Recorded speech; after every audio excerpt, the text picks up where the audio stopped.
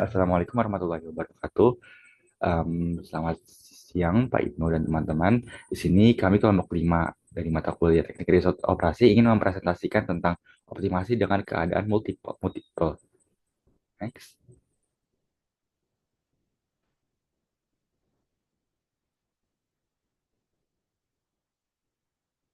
next.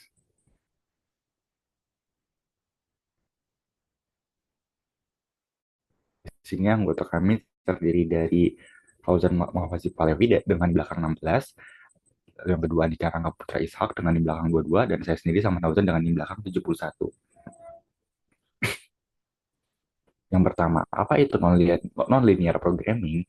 Jadi pemrograman non-linear atau non-linear programming adalah bidang yang luas yang berfokus pada masalah optimasi di mana fungsi tujuan dan batasan bersifat non-linear, dan itu berbeda dengan pemrograman linear yang dapat diselesaikan dengan menggunakan metode simplex. Masalah pemrograman non-linear memerlukan berbagai algoritma yang diselesaikan menggunakan em, berbagai algoritma, khususnya tergantung pada struktur masalahnya. Jadi di sini ada penjelasan singkat mengenai beberapa bagian penting masalah pemrograman nonlinear dan algoritma yang umum digunakan untuk menyelesaikannya. Yang pertama, ada optimasi tanpa batasan atau ada unconstrained optimization, yang dimana masalah ini melibatkan meminimalkan atau memaksimalkan fungsi tujuan tanpa batasan apapun. Contohnya, kita mencari nilai minimum fx, yang dimana fx adalah fungsi nonlinear. Dan satu algoritma terkait adalah misalnya gradient descent, metode Newton, metode quasi Newton, misalnya BFGS, lalu metode conjugate gradient. Dan yang kedua, ada optimasi dengan batasan atau constraint optimization, yang dimana masalah ini melibatkan mengoptimalkan fungsi tujuan non-linear dengan batasan kesetaraan atau ketidaksamaan non-linear. Misalnya kita mencari batasan minimal fx dengan batasan gix kurang dari sama dengan 0, um, dengan Hj sama dengan 0. Contoh algoritmanya adalah sequential quadratic programming, metode interior point, metode augmented Lagrangian, dan metode penalty. Next.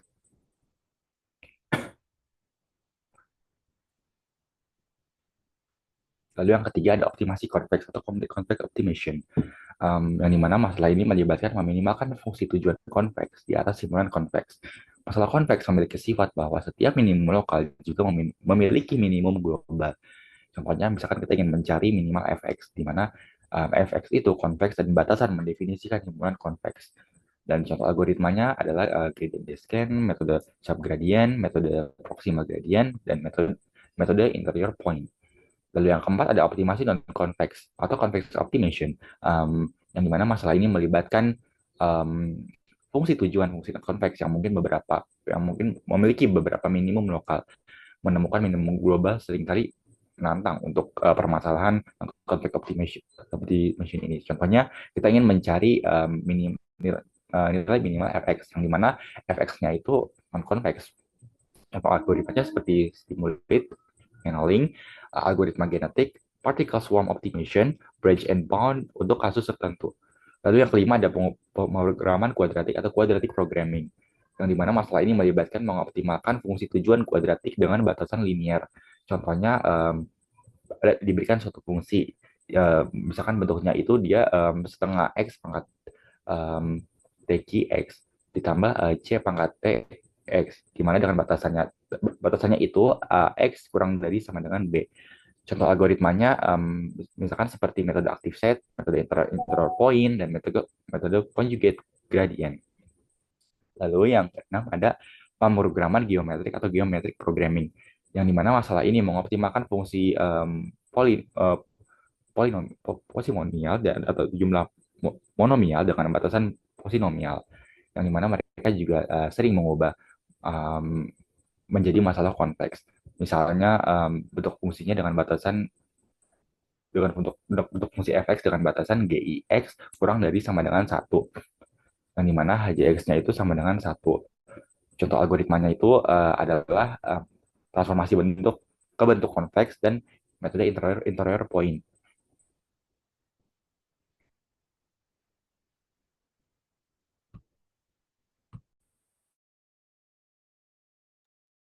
Oke, selanjutnya kita akan membahas mengenai optimasi tanpa kendala dari satu variabel. Nah, jadi optimasi tanpa kendala dari satu variabel adalah optimasi tanpa kendala dengan bersamaan dengan variabel berjumlah satu atau n sama dengan satu, di mana fungsi fx yang dapat didiferensiasi akan dimaksimalkan dan bersifat cekung. Dengan demikian, syarat perlu dan cukup agar solusi tertentu x sama dengan x bintang menjadi optimal adalah ketika df per dx sama dengan nol untuk x sama dengan x bintang. Nah, seperti yang ditunjukkan pada gambar di samping, jika persamaan ini dapat diselesaikan langsung untuk x bintang, maka masalahnya telah selesai. Namun jika fx-nya bukan fungsi yang sederhana, sehingga turunannya tuh bukan fungsi linear maupun fungsi kuadratik, mungkin persamaan tersebut tidak dapat diselesaikan secara analitik. Jika demikian, terdapat beberapa prosedur pencarian yang tersedia untuk menyelesaikan masalah secara numerik.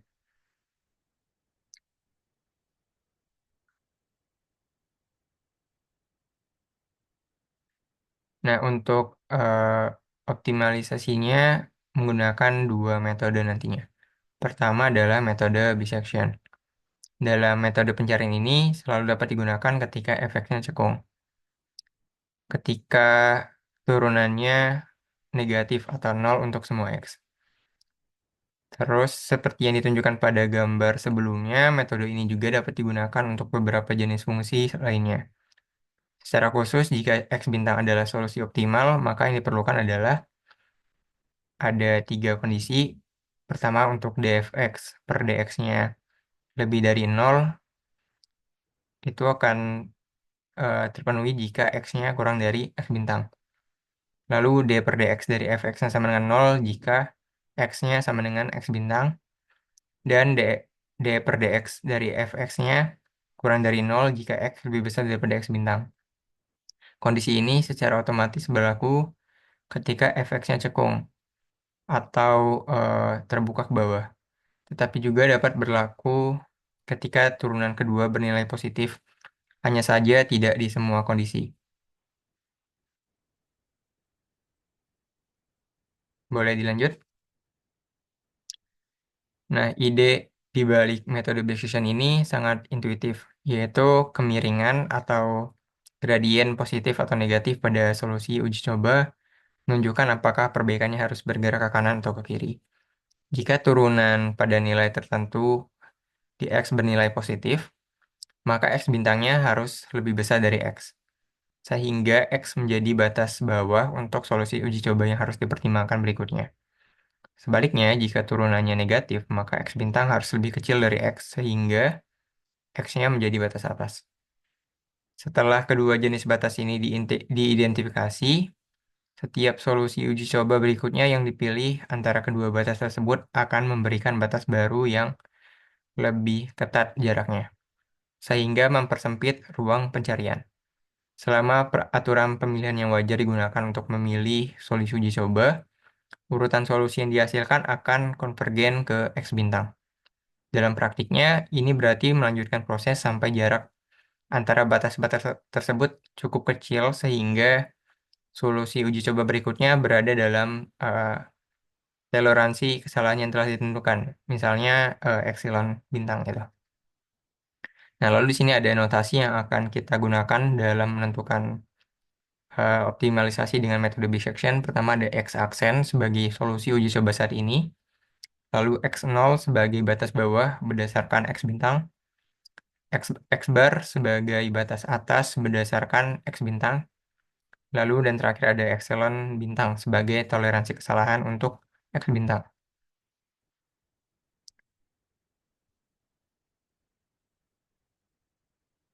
Selanjutnya ada langkah-langkah dari metode bisection itu. Tahap pertama adalah inisialisasi, yaitu kita menentukan epsilonnya mau berapa dan menentukan nilai awal X dan X barnya dengan inspeksi atau dengan menemukan nilai X di mana turunannya positif dan negatif. Gitu. Pilih pilih solusi uji coba awal sebagai berikut. X aksen sama dengan X ditambah X bar per 2. Lalu di sini ada iterasi yang akan diulang-ulang sampai aturan berhenti gitu. Ada 4 iterasinya. Untuk aturan berhentinya, jika X bar dikurang X sudah kurang dari 2 kali epsilon, maka iterasinya berhenti. Jika tidak, maka iterasinya dilanjutkan. Boleh dilanjut? Nah, ini ada contoh pengerjaan soalnya menggunakan metode bisection. Misalnya, fungsi yang akan dimaksimalkan adalah fx sama dengan 12x min 3x pangkat 4 min 2x pangkat 6. Pertama, kita mengecek kedua turunannya dulu, turun pertama dan kedua. Di sini turunan pertamanya positif dan keduanya negatif. Karena turunan duanya negatif, maka grafiknya akan cekung gitu. Sehingga bisa digunakan metode bisection. Seperti pada gambar. Boleh dilanjut? Nah, ini ada tabel dari metode bisection. Jadi pertama kita mulai dari iterasi 0, lalu menentukan X dan X barnya 0 dan 2 karena turunannya akan turun dan naik di 0 dan 2. Lalu eh, untuk X aksennya menggunakan rumus yang sebelumnya, yaitu X ditambah X bar per 2. Nah, lalu diteruskan iterasinya sampai 7, di mana X dikurang X barnya sudah kurang dari epsilon yang kita pilih, yaitu 0,01. Sehingga iterasi berhenti di iterasi ketujuh. Dan didapatlah eh, kesimpulannya bahwa X bar, X bintang sama dengan 0,836 karena dia eh, berhenti di situ. Boleh dilanjut?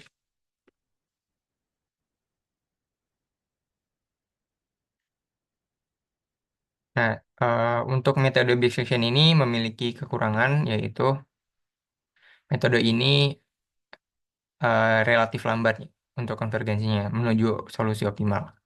Setiap iterasi hanya mengurangi perbedaan antara batas-batas sebesar setengahnya. Oleh karena itu, bahkan untuk fungsi yang cukup sederhana seperti yang sebelumnya kita coba, dibutuhkan 7 iterasi untuk mengurangi toleransinya sehingga bagi X bintang hingga kurang dari 0,01. Dan diperlukan 7 iterasi tambahan lagi jika ingin mengurangi toleransinya sebesar 0,0001. Alat utama dari konvergensi yang lambat ini adalah karena satu-satunya informasi tentang fx yang digunakan adalah nilai turunan dari fx-nya, nilai turunan pertamanya aja. Dan informasi tambahan yang berguna dapat diperoleh dengan mempertimbangkan juga turunan keduanya. Dan inilah yang akan digunakan pada metode selanjutnya, yaitu metode Newton.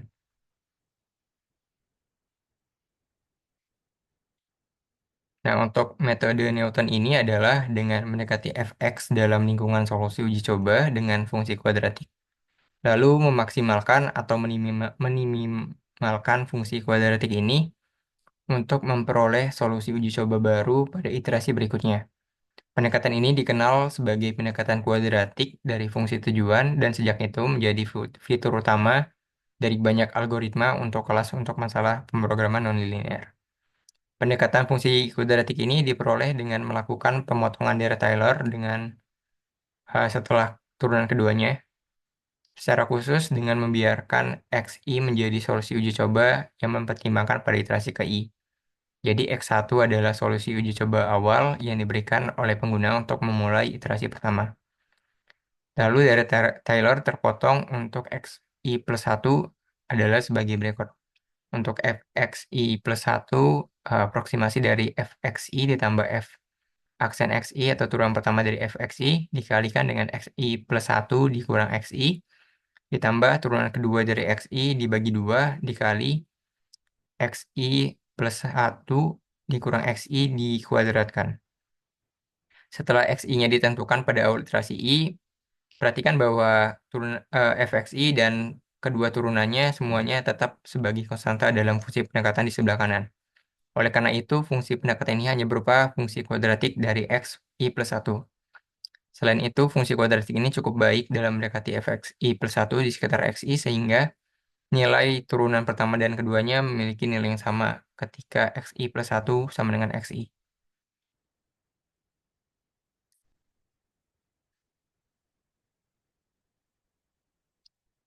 Lalu fungsi kuadratik ini sekarang dapat dimaksimalkan dengan cara biasa, yaitu dengan menterarakan turunan ke nolnya dan menyelesaikannya terhadap xi plus 1.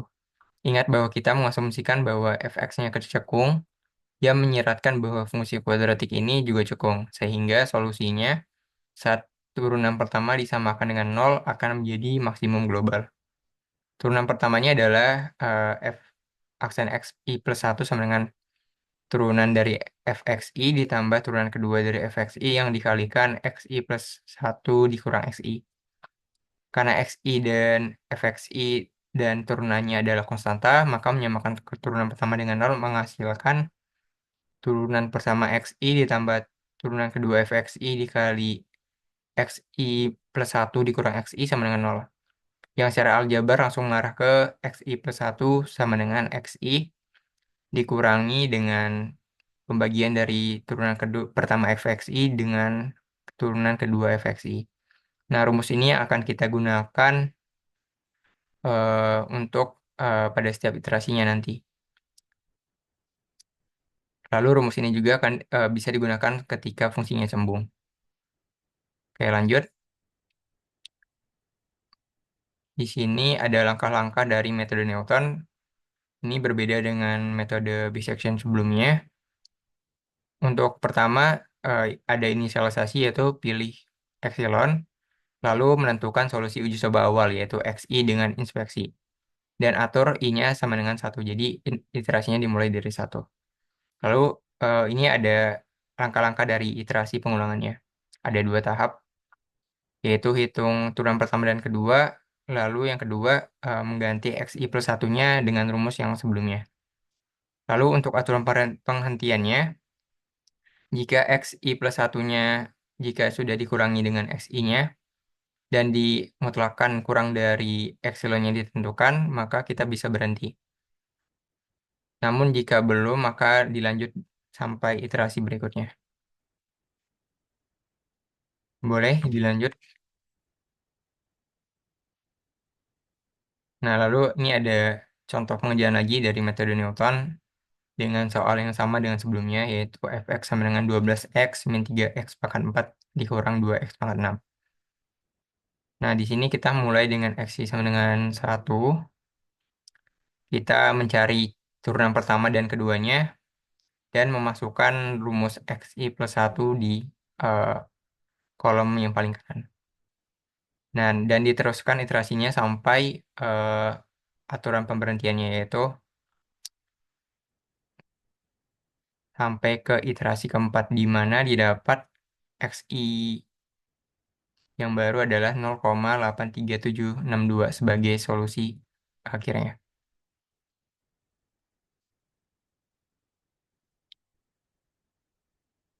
Nah, lalu jika dibandingkan dengan metode bisection sebelumnya, perbandingan tabel ini dengan tabel bisection menunjukkan bahwa metode Newton lebih cepat mencapai konvergensi dibandingkan dengan metode bisection.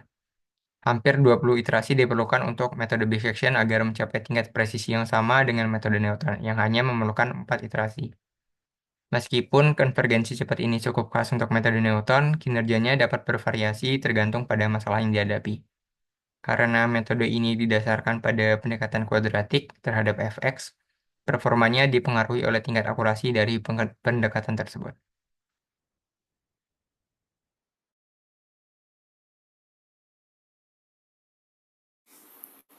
Selanjutnya ada optimasi tanpa kendala multivariabel. Nah, optimasi tanpa kendala multivariabel ini ada 3 cara, yaitu ada gradient search atau gradient descent, yang kedua metode Newton, yang ketiga ada metode Cauchy Newton. Jadi kita akan sama-sama melihat perbandingannya. Nah, ini sebuah analogi gradient search ini ada di buku. Misalkan lagi mendaki bukit, tapi penglihatannya terbatas gitu. Nah, tapi kalau diam bisa ngelihat apa sih tanah di sekitar bawah kakinya gitu. Nah, jadi dia jalan ke yang gradiennya itu paling nanjak. Oke, jadi pada intinya itu Dia mendaki bukit ke apa namanya, mencari dia yang paling curam ke atas itu yang mana, nanti kita jalan zigzag. Nah, nanti sampai dia ada di tanah yang lama yaitu gradien 0. Tuh. Mungkin ini teman-teman bisa baca sendiri di buku ya, di bab nonlinear programming. Nah, ini langkah-langkah gradient search. Yang pertama, pilih epsilon dan sebarang solusi percobaan awal x aksen. Nah, mula-mula akan aturan pemberhentian, nanti ada aturan pemberhentian. Iterasi, ini tuliskan f x aksen plus t grad f aksen sebagai suatu fungsi dari t dengan mengatur xj sama dengan sebagai berikut: x aksen j tambah t do f do xj untuk x sama dengan x aksen untuk j sama dengan 1 2 sampai n, lalu substitusi ekspresi ke fx. Lalu gunakan suatu prosedur pencarian untuk mencari T sama dengan T bintang, maksimalkan atau maksimalkan f x bintang tambah T grad fx aksen atas T lebih dari sama dengan 0. Kalau meminimalkan ini x aksen dikurang ya. Terus ketiga, reset x aksen sama dengan x aksen tambah T bintang grad f x double aksen, lalu akan aturan ini x aksen deh, fx aksen, lalu akan aturan pemberhentian. Aturan pemberhentian ini hitung grad f aksen pada x sama dengan x aksen. Nah, kalau misalkan do f per do xj kurang kurang dari sama dengan epsilon untuk semua j sama dengan 1 2 n, itu berhenti dengan x aksen saat ini sebagai aproximasi. Kalau belum memenuhi yang ini, lakukan iterasi lagi. Lalu untuk mulai prosedur gradient search, setelah menilai epsilon kecil, eh,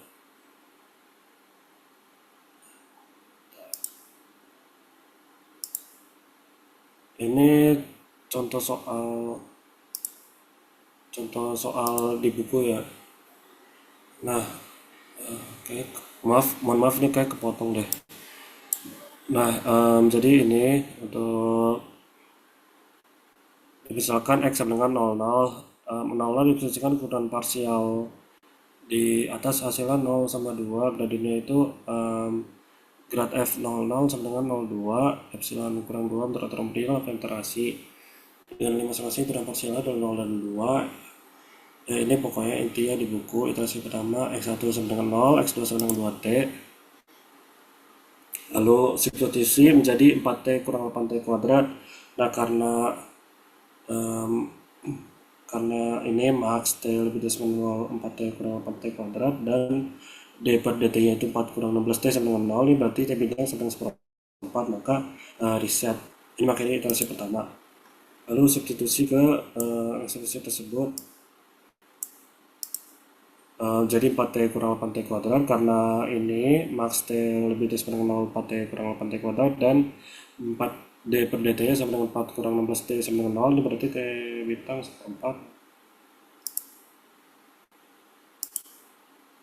Untuk solusi trial barunya, gradiennya adalah grad f 0 sampai 2 sama dengan 1 0 dengan epsilon kurang dari 1, untuk aturan pemberian lakukan iterasi lagi.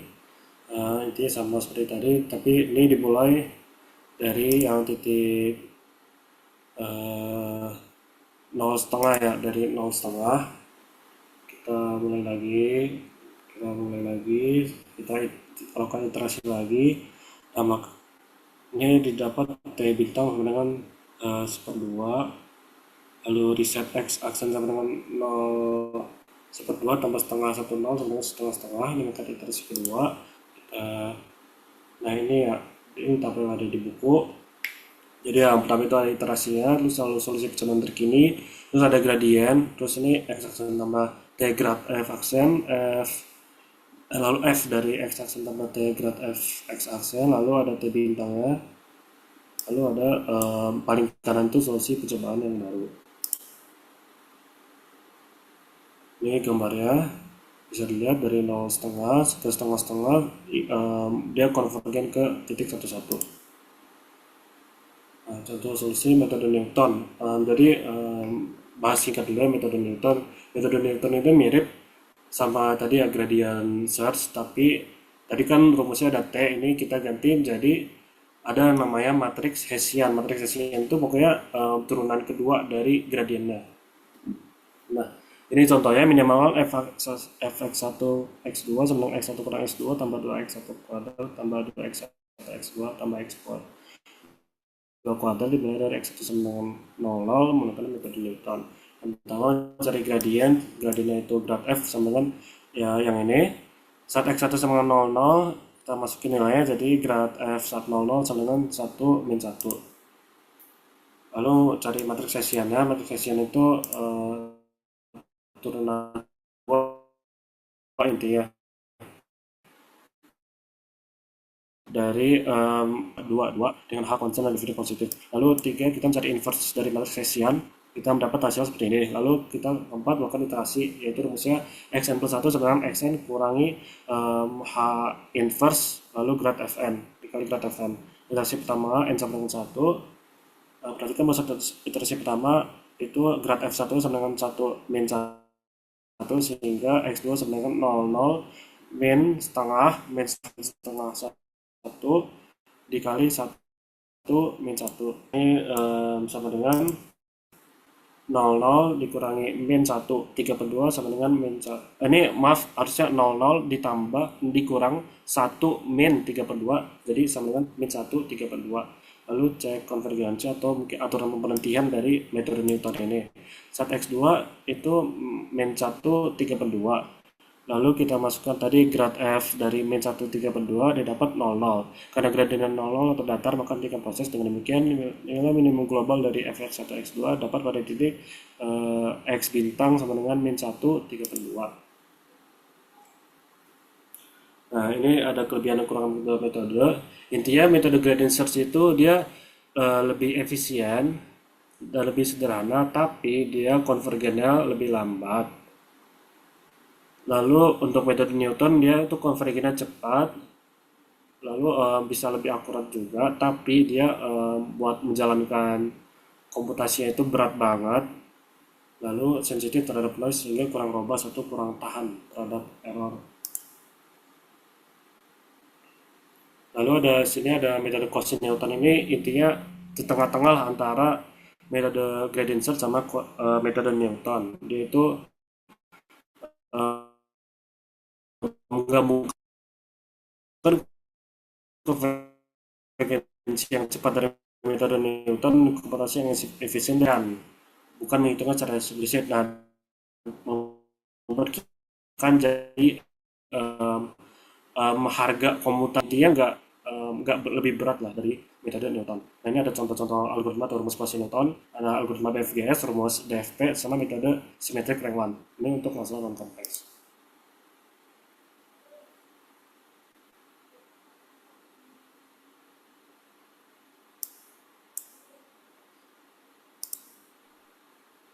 Oke, untuk selanjutnya ada kondisi Karus akan untuk optimasi terbatas. Next.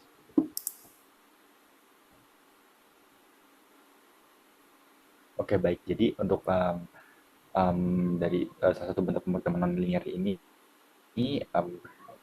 diperlukan syarat-syarat tertentu gitu untuk perluasan optimasi tanpa kendala. Yang dimana satu-satunya kendala adalah kendala non negatif. Jadi syarat-syarat yang ditunjukkan pada tabel 13.4 ini ada syarat tertentu gitu untuk disebut kasus Karus Kan-Tukar gitu. Karena syarat-syarat tersebut diturunkan secara independen oleh Karus dan oleh Kan dan Tukar. Jadi hasil dasar tersebut diwujudkan dalam bentuk teorema berikut. Yang pertama untuk kendala satu variabel yang dimana bentuknya itu df per dx sama dengan 0, yang dimana fx itu bentuknya cekung. Lalu untuk unconstrained multivariable itu bentuknya adalah do f per do x sama dengan 0, di mana j itu dari 1 sampai dengan n, dan lu fx-nya itu adalah berbentuk cekung. Lalu untuk terkendala non negatif terkendala, namun dia bentuknya itu non negatif saat terkendala. Yang dimana bentuknya itu do f per do xj sama dengan 0, yang dimana j-nya itu dari 1 sampai dengan n, atau dia itu kurang dari sama dengan 0 jika xj-nya itu sama dengan 0, yang dimana fx-nya itu cekung. Sementara untuk general, untuk terkendala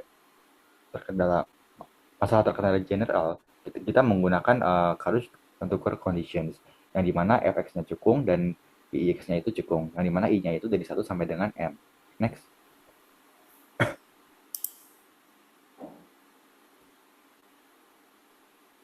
Oke, dari sini kita mengasumsikan bahwa X1G, G1G, G2X sampai GMX sama dengan adalah fungsi-fungsi yang dapat dibedakan untuk memenuhi ketentuan tertentu. Maka di sini kita peroleh X bintang sama dengan X bintang 1 sampai X bintang N dapat menjadi solusi optimal untuk masalah pemrograman linear hanya hanya jika terdapat M1, U2 sampai UM sehingga semua kondisi HKT berikut terpenuhi.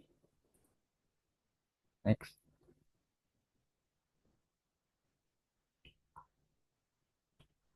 Oke, dari sini kita perhatikan bahwa kedua kondisi seperti 2 dan 4 ini mengharuskan hasil hasil perkalian dua kuantitas menjadi nol. Oleh karena itu masing-masing kondisi ini benar-benar menyatakan bahwa setidaknya ada satu dari dua kuantitas harus nol. Akibatnya kondisi 4 dapat digabungkan dengan kondisi 3 untuk menyatakan dalam bentuk ekuivalen sebagai berikut. Demikian pula kondisi 2 dapat digabungkan dengan kondisi 1 sebagai berikut. Bila M sama dengan 0 atau tanpa kendala fungsional, penjumlahan ini hilang dan kondisi gabungan 1,2 berkurang menjadi kondisi yang diberikan pada baris ketiga tabel 13 sisi 4. Jadi untuk M lebih sama dengan 0, setiap suku dalam penjumlahan memodifikasi kondisi M sama dengan 0 untuk memasukkan pengaruh kendala fungsi fungsional yang sesuai. Next.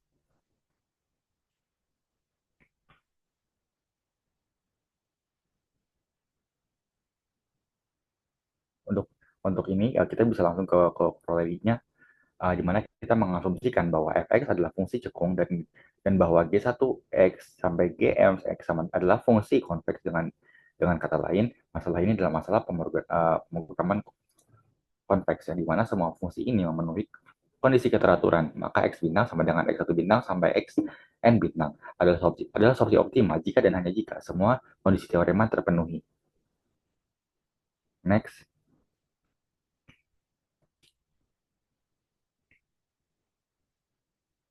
Jadi dalam kasus di mana masalah primal adalah masalah pemrograman linear, um, ketika masalah primal 2 adalah masalah pemrograman konveks adalah mungkin untuk membangun hubungan antara masalah primal dan masalah dual yang mirip dengan pemrograman linear. Lebih jauh, nilai variabel UI dalam solusi optimal untuk masalah dual dapat diinterpretasikan lagi sebagai harga bayang, yaitu memberikan tingkat di mana fungsi objektif optimal untuk masalah primal dapat ditingkatkan dengan sedikit meningkatkan sisi kanan dengan posisi kendali yang sesuai. Karena teori dualitas untuk pemrograman non-linear ada kita yang misalkan tertarik bisa merujuk ke tempat atau referensi lain untuk menemukan informasi yang lebih lanjut. Next.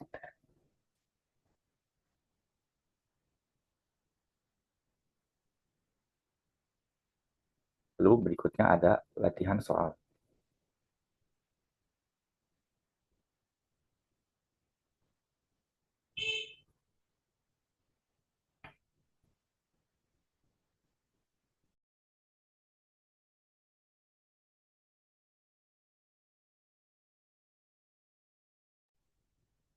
Mungkin sekian itu materi yang dipresentasikan dari kelompok kami. Kurang lebihnya mohon maaf. Terima kasih atas perhatiannya. Wassalamualaikum warahmatullahi wabarakatuh.